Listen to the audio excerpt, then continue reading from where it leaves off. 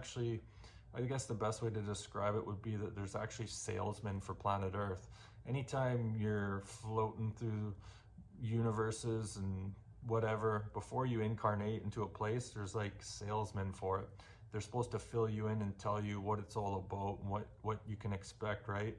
And since this is a place where, well, when someone has a kid, there's a soul needed and time is of the essence. And so they need to get as many souls into bodies as possible. So in order to get you to agree, there's fabricated stories. And there's, one thing that really surprised me was that there's a lot of grease balls on the other side working for Team Light. A lot of light workers feel resentment for this life and they feel like they didn't sign up for this, and that's because you didn't sign up for it 100%. Nobody knew how bad the energy was going to be, and you were kind of sleazeballed into coming here. I remember looking at the life plan that my guides had set up for me, and I was like, this is a bad idea. And I had an individual come up to me and put his hand around me and be like, no, it's okay, man, you got this, you'll be just fine, you can handle this, right? And the thing is, there's a lot, you're gambling a lot coming here, because if you don't open up your heart, which a lot of people when they pass away are going to be extremely surprised to see just how much they did not succeed in their mission, and they're not going to be happy with the outcome. But when I realized that my guides and angels were so willing for me to basically go on a suicide mission and have my soul stuck in hell, I ended up putting my angelic sword between my highest guide's eyes. A lot of people hold resentment because they're like, I didn't sign up for this, and that's simply because deep down that you're kind of swindled into coming here. So in regards to you're the only thinker, we are connected down here, and your beliefs about other people does have an effect on the type of people that you'll attract. But again, not everyone is a reflection of you. Soul contracts, God's plan, there's a million variables. And if everyone was a reflection of you, then those individuals wouldn't have the ability to throw you off your path or affect you energetically.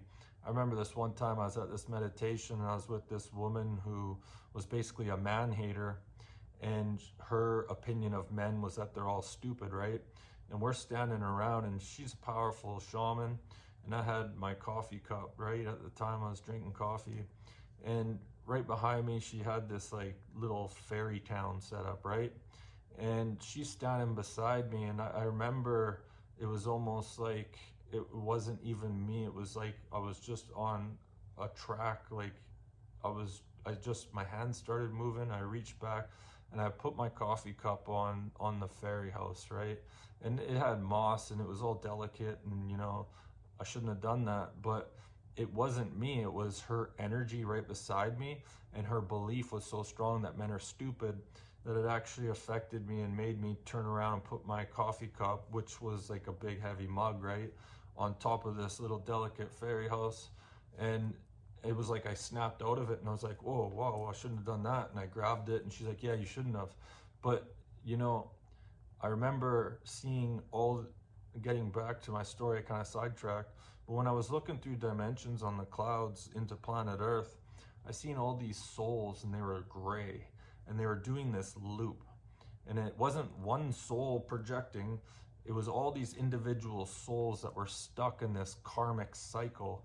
And this other angel was like, you need to go down there and help them get out of this cycle, right?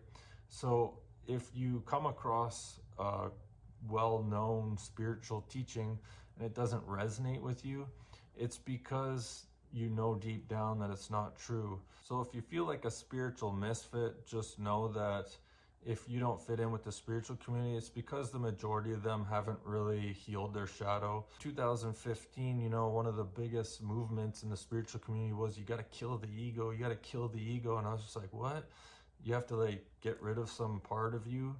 And here's all these people preaching love and light, and it's like, you know what? I'm not gonna kill the shadow aspects of me. I'm going to embrace them and love them because, you know, there's a part of me that's like, you know, fuck this place. Where am I? Did the stork drop me off on the wrong planet? There's a bunch of people walking around with their heads up their ass. But there's also a part of me that's like, you know, I understand that people come from trauma. And for me personally, you know, there's nothing that brings me more joy than helping people. You know, I started this healing service and I love helping people. So I have an aspect of me that loves people and can find the beauty in Mother Nature and the positive things. But I'm not going to kill the aspect of me. I'm not going to disown it. The part of me that's like, you know, we've been through some shit and it's fucking bullshit. And, you know, I've seen things from a much, much higher perspective, you know, 12D perspective. And the further that you zoom out, you know, ignorance truly is bliss, because the further you zoom out, the more you realize that there truly, see, I don't even want to get into this, but there truly is, you know, from a human point of view, from a soul point of view, two dimensions that are, you know, above and below, there is purpose to all this. But the higher you get, the less point there is, because you weren't broken before. You know, they say you came here to learn and to grow. Well, before all that, you weren't broken.